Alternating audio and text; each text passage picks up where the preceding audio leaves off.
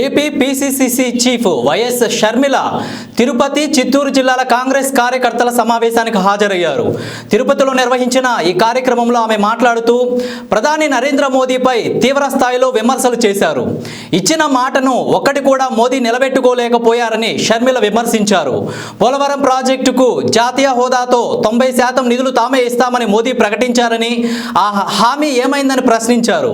మా పోలవరం ప్రాజెక్టు ఇంకా పూర్తి కాలేదు అంటే మరి మీరు కేడీ కాక మోడీ అవుతారా అంటూ రాష్ట్ర ప్రజలు మిమ్మల్ని ప్రశ్నిస్తున్నారంటూ ఘాటుగా వ్యాఖ్యలు చేశారు. మరి మాకు ఏం మిగిల్చారు? మరి మీరు సమస్తము దోచేసుకుంటే మీరు కేడీలు కాక మీరు మోడీ ఎలా అవుతారు అని అడుగుతున్నాం. మన రాష్ట్రానికి ఇంత అన్యాయం చేసినా కూడా, మోడీ గారు మన రాష్ట్రానికి ఇంత అన్యాయం చేసినా కూడా, వెన్నుపోటు కాదు కదా మన కడుపులో పొడిచినా కూడా, ఇప్పుడున్న అధికారంలో ఉన్న వైసీపీ పార్టీ అయినా ప్రతిపక్షంలో ఉన్న టీడీపీ పార్టీ అయినా మొత్తం మోడీకే ఉడిగలు చేస్తున్నారు, వారికే బానిసలయ్యారు. ఎందుకు అని అడుగుతున్నాం. ఇటు జగనన్న గారైనా అటు చంద్రబాబు గారైనా ప్రజలకు సమాధానం చెప్పాల్సిన అవసరం లేదా అని అడుగుతున్నాం.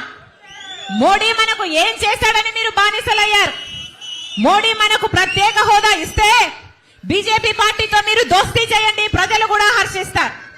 మనకు పోలవరం ప్రాజెక్టు బీజేపీ పార్టీ ఇచ్చుంటే మీరు అదే బీజేపీ పార్టీకి బానిసలు కాండి, మాకు అభ్యంతరం లేదు. మనకు ఒక రాజధాని ఇచ్చున్నా, మనకు రైల్వే జోన్లు వచ్చున్నా, ఉత్తరాంధ్రకి రాయలసీమకు స్పెషల్ జోన్లుగా స్పెషల్ ప్యాకేజీలు మీరు ప్రకటించున్నా, మీరు ఏ ఒక్క మేలు చేసినా మోడీ గారికి మీరు భజన చేయండి, మీరు బానిసలు కాండి, ఆంధ్ర రాష్ట్ర ప్రజలు కూడా ఏమి అని. ఒక్కటంటే ఒక్క మేలు చేసిందా బీజేపీ పార్టీ? ఒక్క రకంగా కూడా బీజేపీ పార్టీ మేలు చేయకపోతే మరి ఇటు జగనన్న గారైనా అటు చంద్రబాబు గారైనా ఎందుకు బీజేపీకి బానిసలుగా మారారో ఆంధ్ర రాష్ట్ర ప్రజలకు సమాధానం చెప్పాలి. మీరు బానిసలు కాకుండా, మీరు బానిసలైతే సరిపోదన్నట్టు ఆంధ్ర రాష్ట్ర ప్రజలను మొత్తము బానిసలను చేయాలని చూస్తున్నారే, ఇది అమానుషం కాదా అని అడుగుతున్నా. ఇది దేశంలో ఎక్కడా జరగలేదు.